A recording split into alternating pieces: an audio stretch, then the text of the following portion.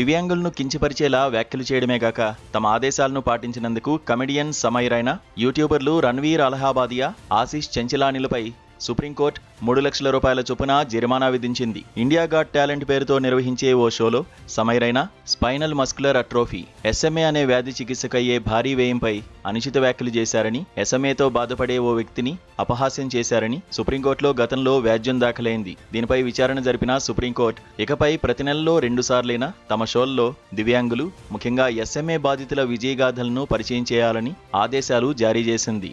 ఆ షోల ద్వారా వచ్చే డబ్బును SMA బాధితుల చికిత్సకు అందించాలని స్పష్టం చేసింది. దివ్యాంగులను కించపరిచినందుకు బేషరతు క్షమాపణ చెబుతున్నట్లుగా వారు నిర్వహించే షోలలో ప్రకటించాలని పేర్కొంది. అయితే ఆ ఆదేశాలను సమై రైనాతో పాటు ఇతర యూట్యూబర్లు పాటించలేదని పిటిషనర్ సుప్రీంకోర్టు దృష్టికి తీసుకురాగా దీనిపై CJI జస్టిస్ సూర్యకాంత్ సారథ్యంలోని త్రిసభ్య ధర్మాసనం మంగళవారం విచారణ జరిపింది.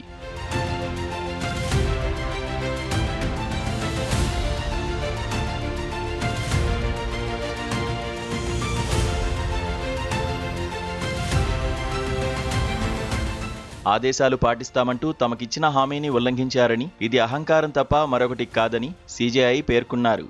ఈ సందర్భంగా దివ్యాంగులను కించపరిచే వ్యాఖ్యలు సమాజానికి హానికరమని ధర్మాసనం స్పష్టం చేసింది. ఓ వర్గాన్ని లేదా సమాజంలోని ఏ వర్గాన్ని అవమానించే స్వేచ్ఛ ఎవరికీ లేదని వ్యాఖ్యానించింది. అలాంటి ప్రసంగాలపై చట్టపరమైన నియంత్రణ ఉంటుందని హెచ్చరించింది.